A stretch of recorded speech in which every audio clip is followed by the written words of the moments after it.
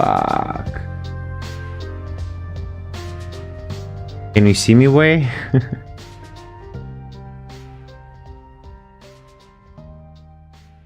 And I'm back. Apparently.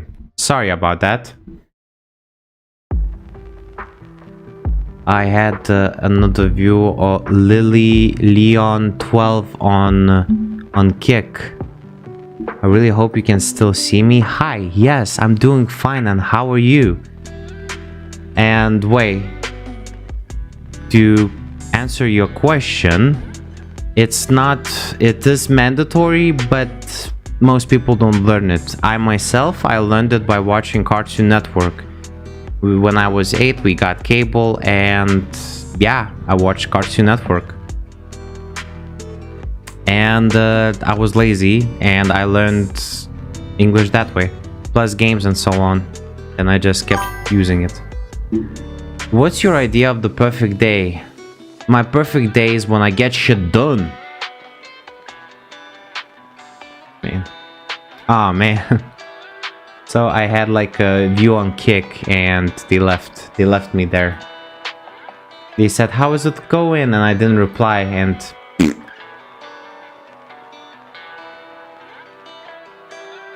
that is very surprising.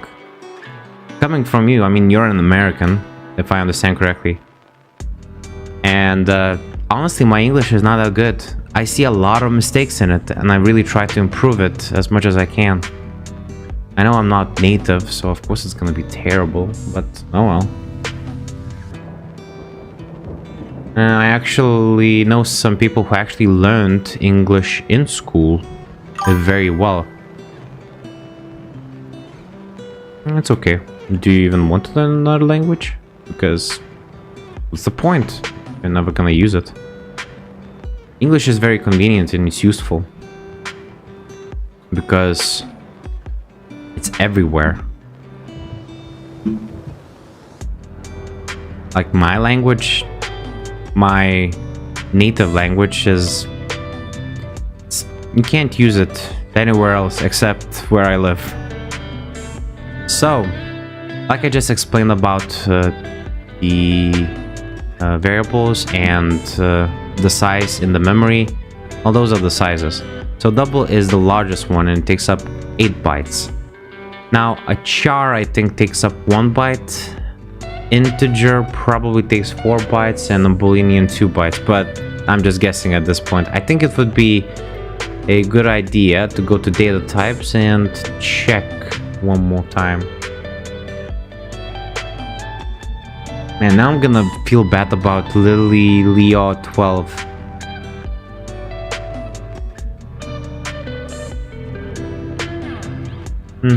Oh well.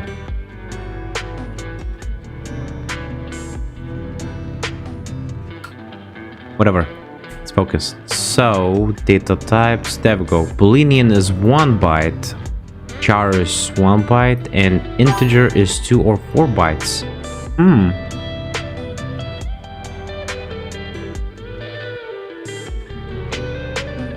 Whole numbers, fractional numbers. Float is always 4 bytes and double is 8 bytes. I guess it makes sense for Boolean to be 1 byte because a byte is just a single... No, actually it doesn't make sense. A bit is just a single... Wait, am I mixing my bytes from bits?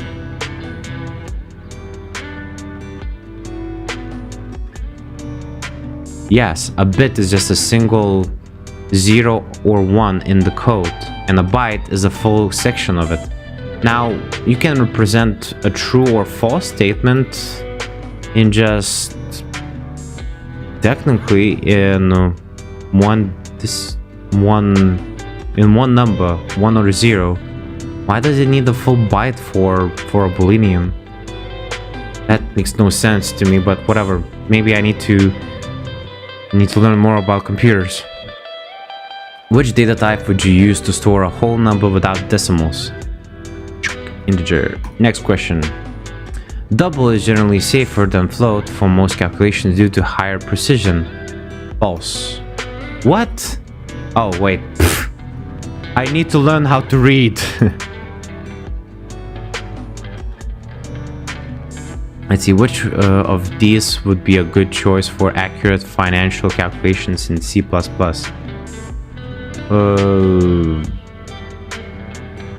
For accurate financial calculations in C++. Both or double, really. Financial calculations, those will probably be very big numbers, but I think... Okay, fine, it's double. Jesus Christ. Why though? I need to know. Now I have to know. I mean, I understand that double can have a bigger number, but do financial analysis really need these big ass numbers? That would take up way too much space and RAM, whatever. Which data type would you use to store true or false values? That's a Boolean. Correctamundo.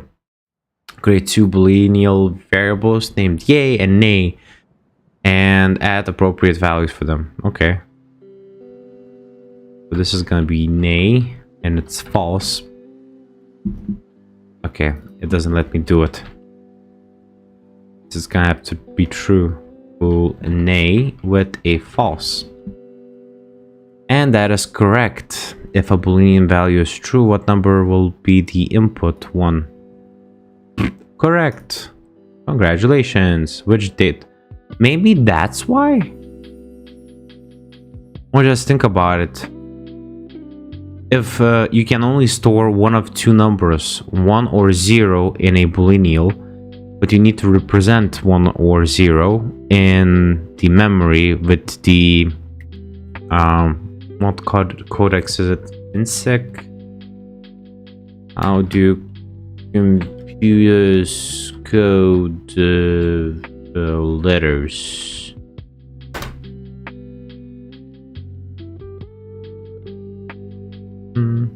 Yeah, so it's a 1. So it's 4 bits basically. There we go. ASCYY.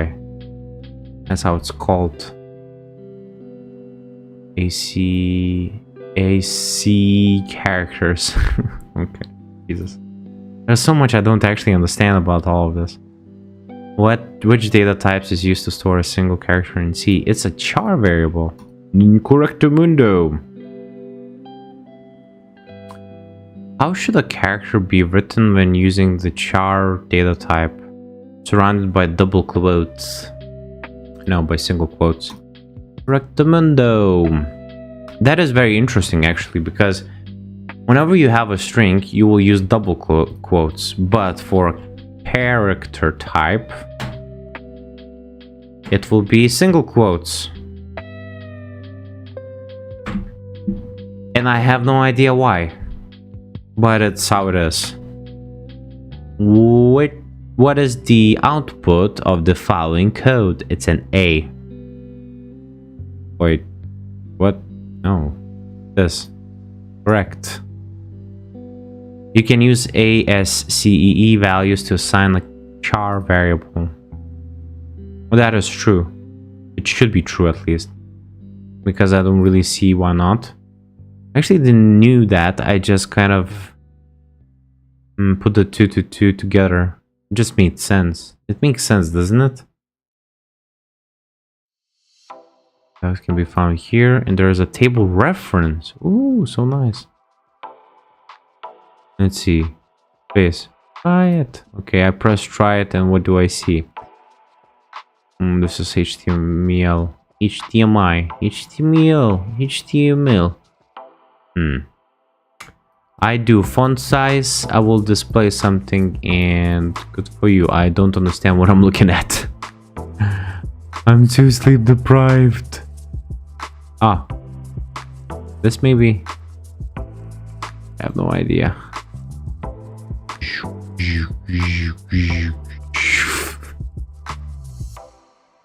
God, my brain is screaming. Rest, you motherfucker. What is wrong with you? Why do you keep doing this to me? Why do you overwork me? Do you have no shame? And to my brain I say, dude, chill. It's all good. What data types is used to store a sequence of characters in it's a string, of course. We're now up to strings. Nice. Very cool. Operators. I think we skipped operators. So since it seems like there was no exercises about it for some reason. Although what there was supposed to be. The auto keyword. Now this is new to me. What is it? Oh wait, no, we're up to here now. Okay. And we were here. Alternatively, if you are familiar with ASCII, you can use its values to display certain characters. But I've searched the table and I didn't. Oh, so like if I write, I don't know, like this, and then I print testing space, because why not? And then if I print letter, right, should make magic. Nice. Good.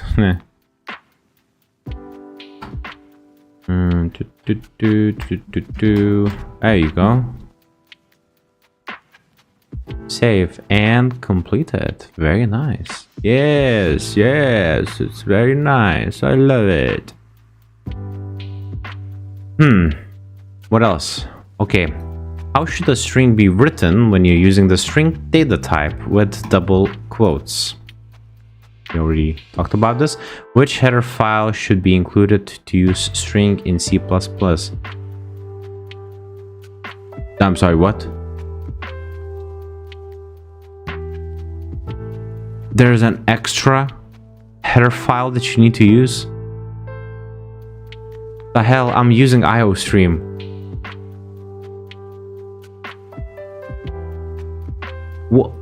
What?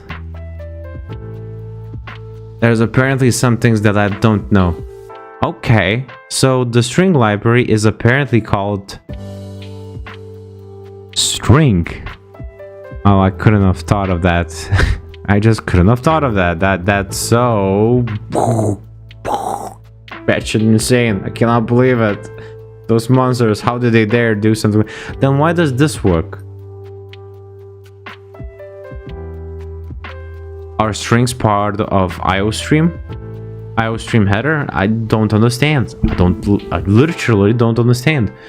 What will be the output for the following code? Just a simple hello. Okay, whatever, doesn't matter. Maybe we'll figure out later. Eventually we should get to data structures. Very nice. References right here. As you can see, the basic headers will be later on, so for now let's just skip it, and once we get to it we'll figure it out. Operators are used to perform operations on variables and values, basically. But I think it's a very good idea to check out what kind of operators they are. So operators are very simple. Addition, subtraction, multiplication, division, modulus, increment, decrement. So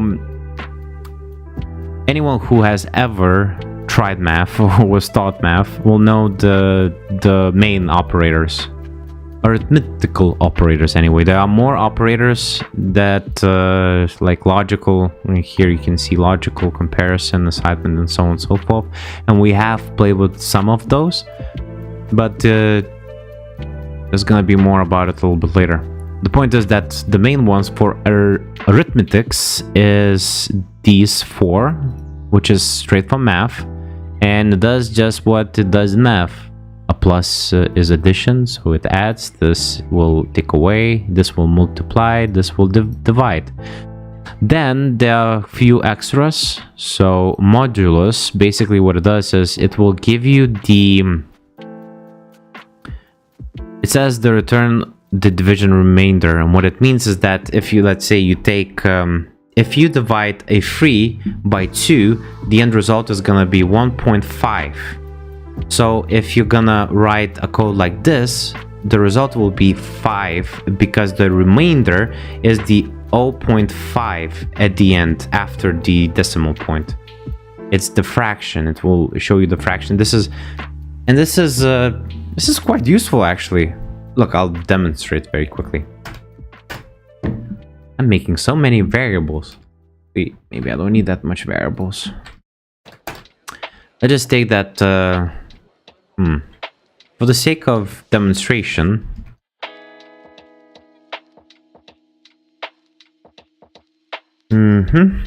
Gonna write a very short script. Blah, blah, blah. Write a number x. Really? Well, geometry is a little bit tricky because with numbers you usually can decipher anything from numbers, and geometry requires you to actually have a visual sense inside of your brain.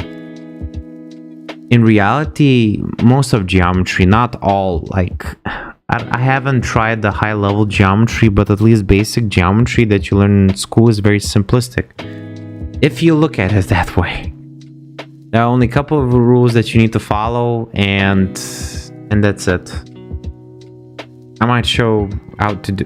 I will definitely show you how to do it once we're gonna create a game engine, because most of the physics calculations is gonna, or you know, the graphics calculations gonna be geometry anyway.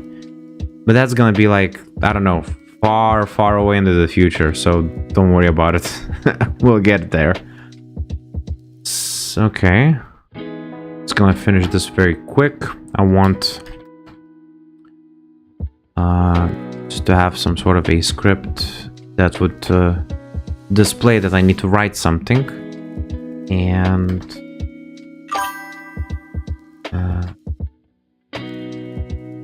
how am I doing it so confusingly? I should just write A. It's gonna be less confusing this way.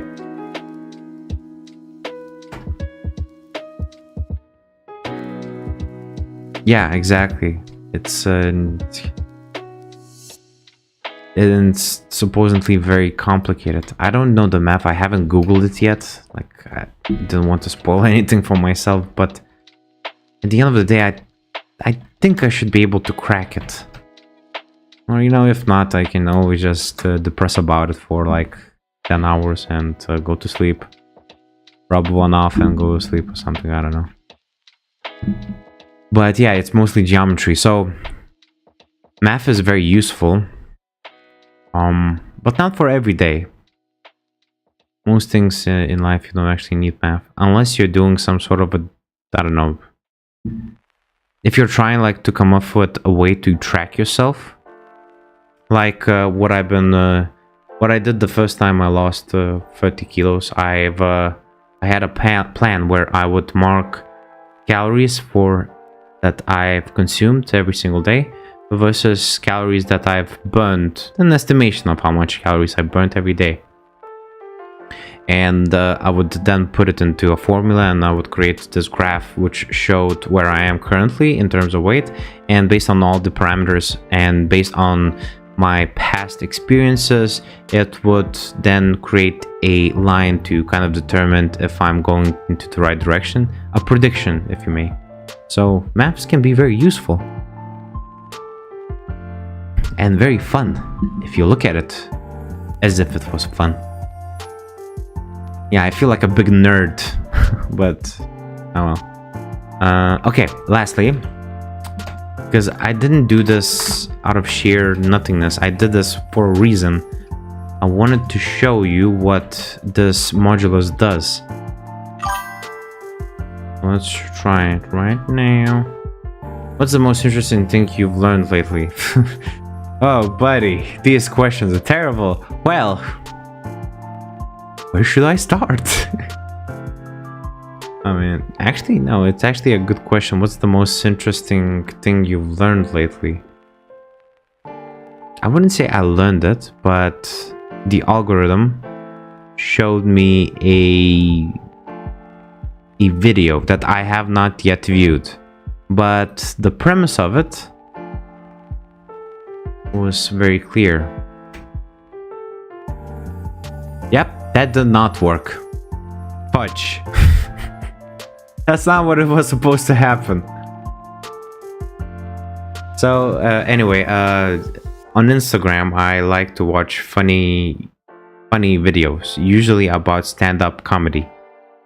And for some reason, the algorithm decided to show me a video that was about this woman who is apparently a lecturer, I suppose, or maybe she teaches people something. I don't know. I didn't really view. I just saved the video.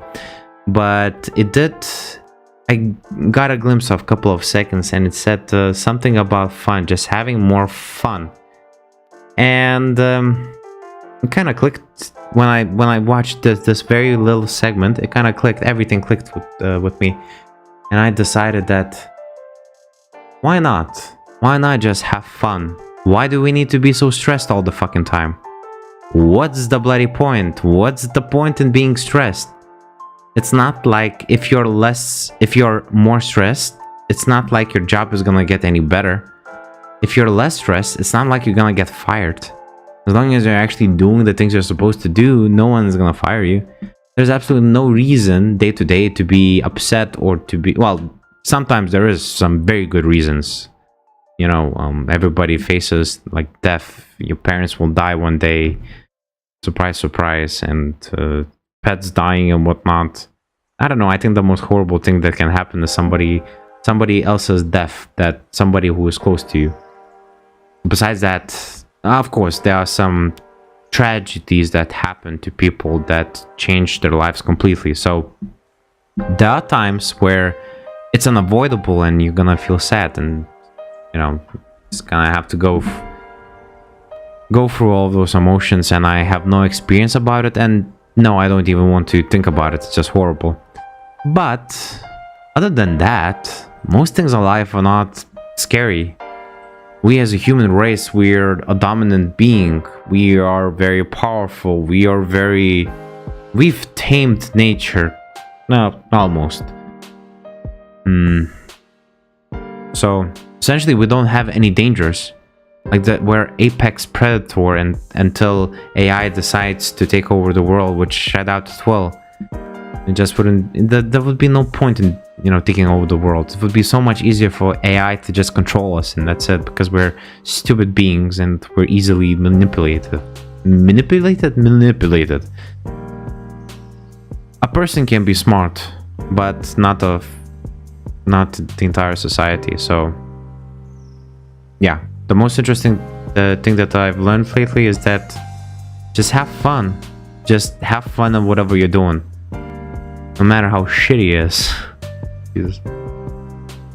Like at my work, I'm a salesperson. I sell by phone. And I call somebody. You know what I do? Because that job is not fun. It's not fun at all. I smile. I grin like a little idiot. I just stand there because right now I have a standing desk.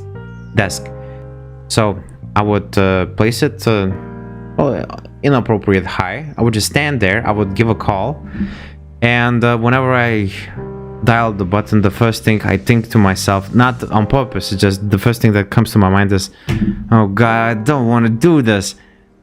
But then somebody picks up the phone and they're like, "Hello," and what I do is smile. I just grin like a little kid, and I say, "Hi, how are you?" So yeah, I learned this from Vin Goff, I think. I forgot his last name, but I was watching his video and he said, you know what, if you want to change the way you speak with emotion, basically, you need to move your face. So if you smile, then of course that the sound that's coming from your mouth will be happy. It will seem cheerful. But if you frown, of course, your sound is gonna be angry. If you're gonna be pissed, you're gonna sound pissed. So move your face more, and you'll create a certain emotion. And that's what I do. And another benefit of smiling is that you actually feel quite nice, and you feel happy eventually. And then you get tired, then you get home, and then I get to do this stream. And then I relax, and everything is okay. So I'm just enjoying myself till I can. Because eventually something bad will happen. And again, oh, All right. I am so sorry, Vey. I completely forgot about this. If it's gonna be 2, it should be 0. Yes. So basically, it prints a 1 or a 0, depending if there's a decimal point after... if there is a fraction or not. If it's a fractional number, then it's gonna be a 1. If it's not a fractional number, it's gonna be a 0. And that's modulus. If, for example, this can be used, let's say you want to create a calendar, and you want the calendar to display the entire calendar, the entire 12 months with the correct days on, the correct weekdays. So basically, if in 2025 July, June, or whatever this month is, 25th is supposed to be Wednesday, then you want for it to print Wednesday. And the problem is that with leap years and so on and so forth, if you just write any kind of a date, you either would have to write every single date out and how it was supposed to look at, or you could calculate it. And there is an algorithm for it. I don't know. There is an algorithm for it, but when I made this calendar, I kind of created my own algorithm. I don't really remember how it went, but I somehow deduced just how it was supposed to go. But the point is that if you want to calculate if it's supposed to be a leap year, then you will need this decimal point, because one of the ways that we calculate if it's a leap year by math, and certain math tells you if you divide it by a certain number and it's a fractional number, then in that case it's a leap year, or maybe not. Anyway, you need to Google this formula because I don't remember by heart. But then modulus is very useful. And in video games and everything, if you get if there is a condition that you want where there shouldn't be any fractional, then you'll be able to use modulus as well.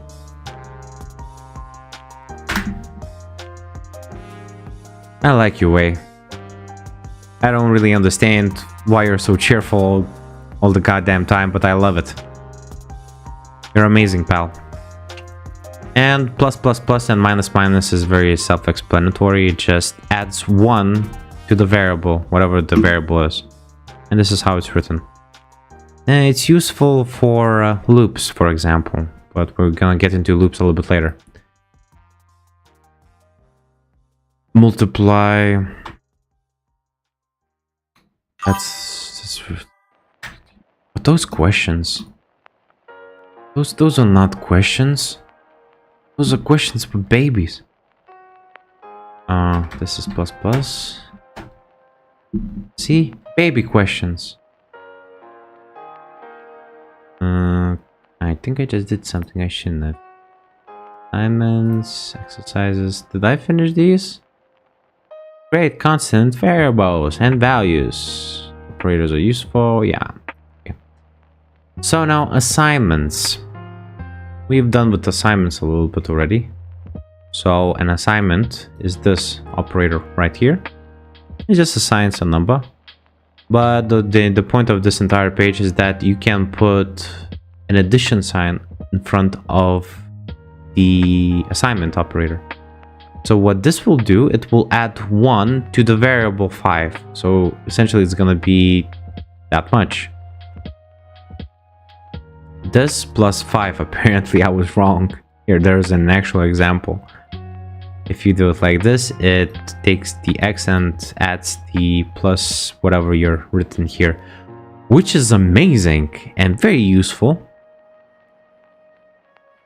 Although, the only use for it is that you save on time by time being less, which is still useful. You can see you can do it with every single parameter. These parameters are... well, I don't know about these parameters. Honestly, I don't know about these parameters. It scares me. It's scary not knowing stuff. I usually know so much. But it's a logical it's not. What? And what kind of operators aren't they?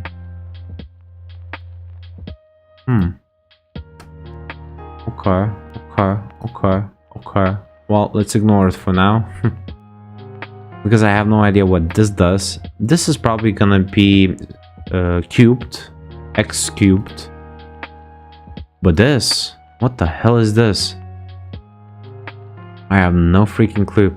Which operation is used to assign a value to a variable? This one? Correctamundo. Use the additional assignment operator to add the value 5 to the variable x. Plus equals. Next question. True or false? That this one is equal to this one. True. Next. Which comparison operator is used to check if two values are equal? This one. I think it was yesterday I tried to show this operator in if statements.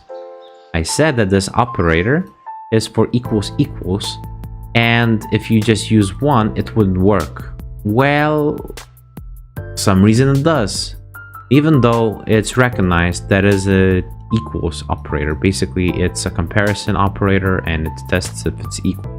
And it makes sense because you use equal in every single other way for assigning a value to a variable. So that was very confusing with the if statement yesterday. No, I'm sorry. Was it yesterday? No, in the morning. I think it was in the morning. Yeah, it was very confusing, and I was so confused. I was shocked. I was speechless. I mind you, speechless. Because in other languages, you don't actually have that. Like if you miss an equal sign, I think, if I'm not mistaken, even C has this where if you miss it, then it's gonna you'll just receive an error, or it's gonna try to assign a variable, which is not what you want. So yeah, that's how you compare. What is the result of the following code? Zook, zook, zook, zook.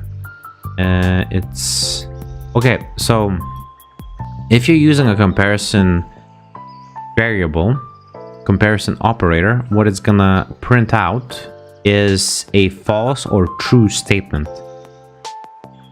So these will always have a true or false statement, even if you print it. So of course the way it prints is like here, 0 or 1. 0 is false, 1 is true. So in this way, if x is 7 and y is 10, then it's gonna be true. So my answer is correct. And this is important to note because that's how you know if, for instance, what kind of result you're gonna have. The result will depend on the variables involved and the operators involved. Simple, really. And you can create quite intricate logics with these operators. You will most likely use it a lot for if statements and for loops and so on. The challenge with if statements is to make sure that it's not to write it in such a way that that would require as minimal code as possible while saving as much as memory as possible. I don't know. I still don't get it, if I'm completely honest. That's what I'm hoping to learn. What's your latest guilty pleasure? I think the last time I said it was a kebab. I think it was like yesterday. But today I bought a pizza. And before you say anything, it's within my calorie range, so it's fine. I bought a frozen pizza, and my calories today was 1,700, something like that. Which is... it's not a lot, but it's below the whatever thresholds I need to cut, and it should be about 1,000 calories. I should be in a 1,000 calorie deficit, which is a little bit extreme, but whatever. Go hard or go home. Yes, pizza is delicious. Love pizza. Pizza is my food. I could eat pizza for for lunch, dinner. I'm sorry, not for lunch. For breakfast, lunch, and dinner. There we go. By the way, did you know that the slogan, not the slogan, but the entire thing about breakfast being the best, the most important meal of the day was actually created by a cereal company. Yeah. By an ant. Yep. A marketing team came up with it. It had no basis whatsoever. So, there you go. The more you know. True or false? X is more or equal Y. Check if X is greater than or equal to Y.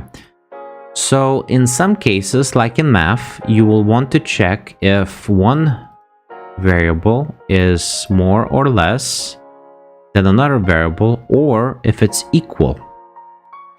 Well, that is also very simple to do. I think it's gonna be... No, it's not here. Oh, it's right here. Greater than or equal. You just put the greater or less than in front of the equal sign, and that is it. Yes, correct. And we have now logical operators. These are my favorite.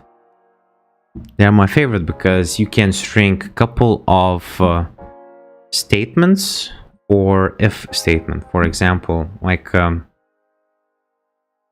these operators are pretty self-explanatory. Not means that it's not the logic that you want to do, or it means that it's either this or this, and then this is active. And logical AND means that this and this need to be both active. So very easy demonstration. If we take an if statement, I think that's how we write if. If B, for example, is less than 11, and I don't see on my keyboard, where is it's so shiny that I cannot see where the end is. There we go, it's 7. And letter is equal with 8, and then we'll run all of this code. Yeah, let's make it a little bit more reader friendly, and there we go. It works. Haha, programmer. Jealous much? Do you want to be a programmer too? Get a pencil and try to program something. Thank you, Vekas, for joining my stream. Right, but for example, if let's say I'll write 37, it's not gonna work. If, for example, I'll use an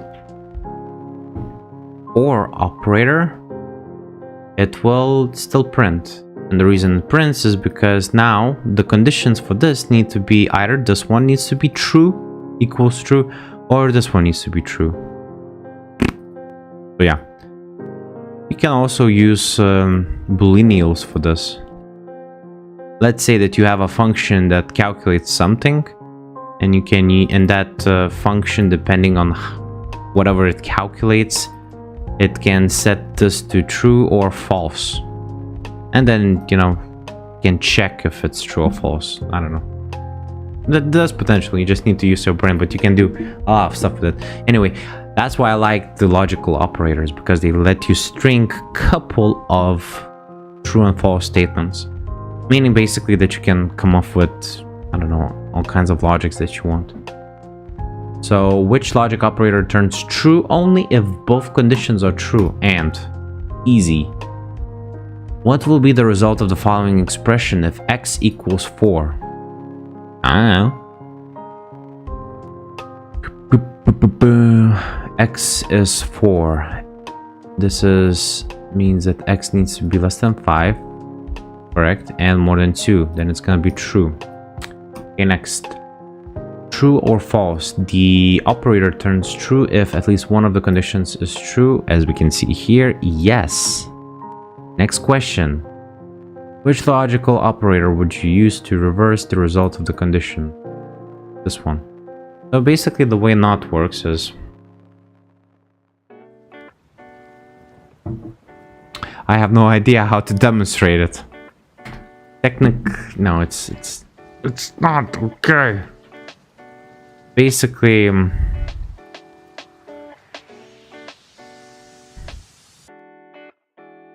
should not work. Yeah. I have no idea how to demonstrate NOT.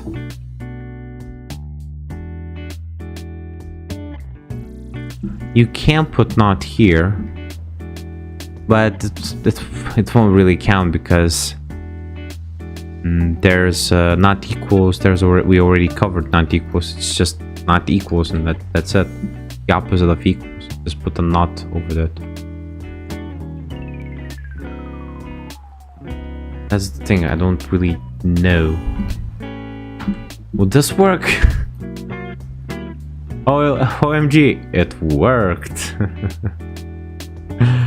No, it didn't work because nothing would have appeared. Because one of these statements need to be true. Okay, so I think I need to learn about NOTs, apparently. Reserves the result. Returns false if the result is true. Oh, I see. That's how you do it. Basically. Hey, buddy. What the hell? Why you not let me do what I want? Then it should not work. Yeah, that is correct. Apparently you need to be more specific with it, but wherever you put it, in terms of logical statement that prints out the true or false statement, you can put this one in front and then you will get an opposite result, which is practical sometimes, I guess. Alrighty then, submit my answer. Congratulations, you are correct, sir. And guess what? We're done with this one. And actually, this is a good way to stop. So we could do a very quick recap. We went through some data types. We've learned new variables. We learned floating numbers, which are basically just decimal points, but they have a different sizes. And the point of a size is that it takes up different sizes in the memory. So a float takes up 4 bytes, while double takes 8 times. But you can see that can store different decimal points, different number of decimal points. Oh yeah. What else did we learn? We learned about more different floats. We didn't really... Ooh. An E, scientific number. Do you guys know what E is? It's 10 by the power of whatever is in front of E. So, for example, right here, it would print 3 zeros, so 35,000. Here it would print 120,000. So that's what an E is. Booleans. It's just basically true and false statements. Boolean is a 1 byte, a character. So a character is different from a string because it has a different commas. A string has double commas and single commas for character declaration. And a character declaration only declares one character. If you know AC values, you could put them here and it will print out a custom symbol. You can get those, values off the net really. For string types, we learned that apparently string header is a separate one, but for some reason I can use IOStream and still get the string variable, and we'll understand why later on, somewhere down the line. So let's not worry about this right now. Then we have the auto keyword, and I didn't really cover this much. because based on the value you assigned it to, it helps you write clear. Huh. Okay, we did not cover this part. Apparently there's an auto feature where it automatically treats a variable as the correct one. Why even use other parameters? Probably because... Oh, okay, I see. That's why I never heard of it, because it's became available from C++11. Okay. Okay, that's new. Okay, that's pretty cool. And yeah, real life examples was not interesting. Then we learned about operators. So standard operators were pretty clear, but we also learned about modulars, increments, decrements. So modulars will print out a 1 if it has a fraction after the operation is complete, and it will print out 0 if there is no fraction. While increments and decrements, if you put them in front of your variable, it will just increase that variable by 1. Assignments are very simple. The main assignment operator is just an equal sign, but if you put any other operator in front of equal sign, it will, for example, if it's a plus, then it will take that variable right here and it add to that variable a 3. So yeah. Very cool. Comparisons. Comparisons are, well, they're basically stripped out of math. The only different variable really is the not equal sign, and also operator equals equals is used for testing if a variable is equals to another variable. Although in if statements, for some reason, you can still use an equal sign, which... Oh, what is this? That didn't work. It was supposed to work because b is not equals 11. Okay, so we learned something. Apparently this only works properly. Maybe there's some other conditions, I don't know. If you put a exclamation point in front of the equal sign, you will get a not equal sign, and so on and so forth. And pretty simplistic, and really everything derives from math. Then we have logical operators, which basically says if the logical operation is AND, then two conditions have to meet for the entire function to run. If it's an OR statement, then at least one of the conditions, like here, have to be met in order for the entire function to run. And the not function, if you put it like this in front of some sort of a true or false statement, it will reverse that statement essentially. So that's what we learned. And as you can see, we have a bunch of stuff going on. What I'm really interested in is the couple structures. From structures to memory management. These are the most interesting bits for me because I don't know anything about structures. Well, I know a little bit of structures, but I kind of got lazy and didn't learn those. Enumerations I know nothing about. I completely don't understand any of it. References, I know very little about them because they work in a similar fashion like in C. So you can use it to set memory addresses and basically recall memory and so on and so forth. Then we're gonna get into pointers. Pointers is the primary one of the tools we'll be using for defining memory, allocating memory, and retrieving memory, and so on and so forth. And then there's memory management, which is one of the things I really am excited in getting into the whole dirty details. Yeah. And then there's gonna be functions, classes, which is for creating a not graphics engine, but video game engine. You will need this one. I'm not gonna answer that question. I will not dignify that with an answer, sir. Not sure what error is gonna be, but data structure is gonna be fun. References is gonna be fun. Anyway, all of this is gonna be very fun, and I'm very excited, and we'll do this next week. For this week, I will see you... Well, I will stream this Sunday a couple of times for... I'll be playing... Exactly, actually, I did answer this question some other time, and I gave exactly the same answer. Because, yes, phones are very convenient. They are very convenient. But, come on, let's be real. Like, I need my computer, mate. I need it. I can't live without it. I spend all my days on the computer doing something. And I can't do this, all of this without the computer. I don't know. I need my PC, mate. I need it. So,